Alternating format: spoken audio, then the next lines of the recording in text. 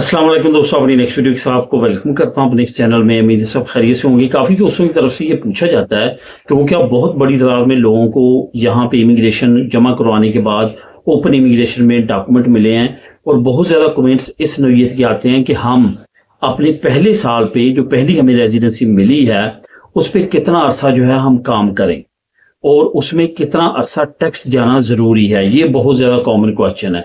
और कुछ क्वेश्चन ऐसे आते हैं कि हम इस कार्ड पे कितना अरसा जो है मुल्क से बाहर रह सकते हैं, यानी कि स्पेन से बाहर जाके हम रह सकते हैं। उनका मेन जो पूछने का मकसद है वो अपनी होम कंट्री है, यानी कि वो पाकिस्तान में, इंडिया में, बांग्लादेश में, नेपाल में जो जो ये वीडियो की लैंग्वेज समझते हैं उनको उससे रिलेटेड है कि वहाँ पे क्या हम जा सकते हैं अपने पहले साल के कार्ड पे।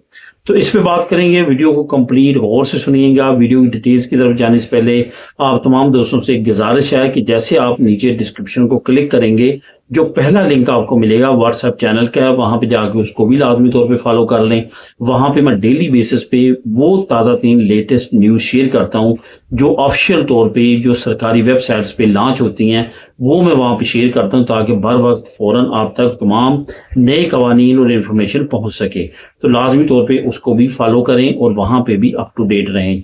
तो दोस्तों बात करते हैं कि जो स्पेन का पहले साल का रेजिडेंट कार्ड है उस पर कितना काम करना जरूरी है। अब खुशकिस्मती है उन लोगों की जिनको इस इमिग्रेशन में पेपर मिले हैं या इंशाल्लाह ताला मिलेंगे, जो रहते हैं उनको भी मिल जाएंगे। जिन्होंने रिक्वायरमेंट्स पूरी की हैं उनको लाजमी तौर पे इंशाल्लाह ताला पेपर मिलेंगे।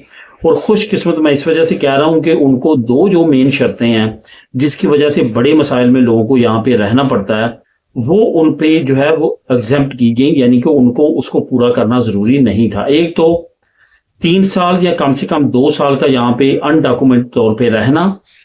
दूसरा, यहाँ पे कॉन्ट्रैक्ट जो है वो अरेंज करना अपने डॉक्यूमेंट को लेने के लिए, यानी कि रेजिडेंट लीगल होने के लिए आपने कॉन्ट्रैक्ट कोई ना कोई किसी ना किसी इम्प्रेसे से, ऑटोनोमो से, बिजनेस से लगाना है, तो फिर ही आप यहाँ पे लीगल हो सकते हैं। खुशकिस्मती इस वजह से रहेगी, ये दोनों चीजें एग्जेम्पशन थी। अब यहाँ पे जो बड़ी मेन चीज है वो ये है कि जो कॉन्ट्रैक्ट है आपको पता है कि वो तकरीबन 8 से 10 हजार यूरो तक का रेट जो है वो चलता रहा है, जो इस इमिग्रेशन में आपको नहीं देने पड़े और आप जो है वो डायरेक्टली आपको यहाँ का पहला रेजिडेंट कार्ड मिला। अब यहाँ पे चंद एक चीजें हैं जो आपने बहुत ज्यादा उस पर गौर करना है। उसमें अहम चीज ये है कि ये जो पहला कार्ड आपको मिलता है ये बहुत ज्यादा रिस्की होता है। इस पे अगर आपने बहुत ज्यादा केयरफुल हो कि इसको नहीं चलाया, तो जब आपकी पहली रिन्यूएशन आती है, यानी कि आपको आगे अगला कार्ड जो मिलता है उस पर सबसे ज्यादा वेरिफिकेशन की जाती है। और कतरूनिया में तो अपोजिशन वाले ये भी कह रहे हैं कि हमने कतलान जो सर्टिफिकेट है वो भी मांगना है, यानी कि कतलान आनी चाहिए, समझनी और बोलनी, तो वो भी हम मांगेंगे। अब अगर कतलूनिया में आप रहते हैं तो एक ये आप पे नई शर्त जो है वो लागू हो सकती है।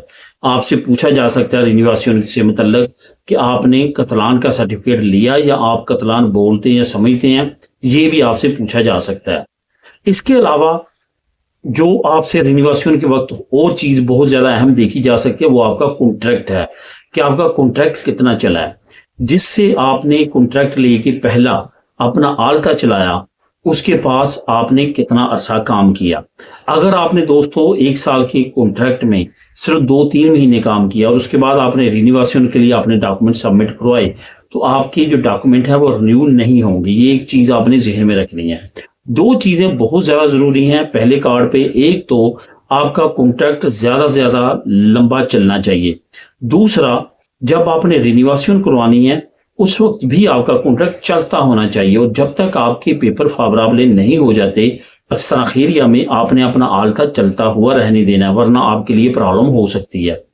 एक तो आपने ये चीज करनी है, कम से कम 6 महीने मैक्सिमम, जितना ज्यादा आप चला लेंगे उतना ज्यादा आपके लिए बेनिफिशियरी होगा।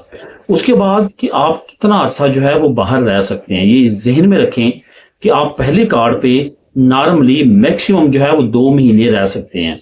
1 महीना आपकी बाकासूने जो समर की बनती है, 1 महीना जो आपकी विंटर की बनती है। टोटल आपको 2 महीने की इजाजत है कि आप 2 महीने 1 साल में पहले साल वाली रेजिडेंसी में जाके रह सकते हैं। मेरा मशवरा यह है कि आपको नहीं जाना चाहिए, आपको पहली रिन्यूएशन करवानी चाहिए। पहली रिन्यूएशन करवा के जब आपके पास कार्ड आ जाए फिर तसल्ली के साथ आपको अपनी होम कंट्री का चक्कर लगाना चाहिए, क्योंकि जहां आपने इतना ज़्यादा जो है वो वेट किया या सब्र किया, उतना थोड़ा सा अरसा अगर आप मज़ीद अपने अच्छे मुस्तकबिल के लिए करेंगे तो आपको लाजमी तौर पे वेट करना चाहिए।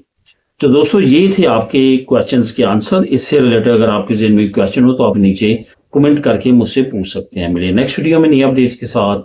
अल्लाह हाफिज़।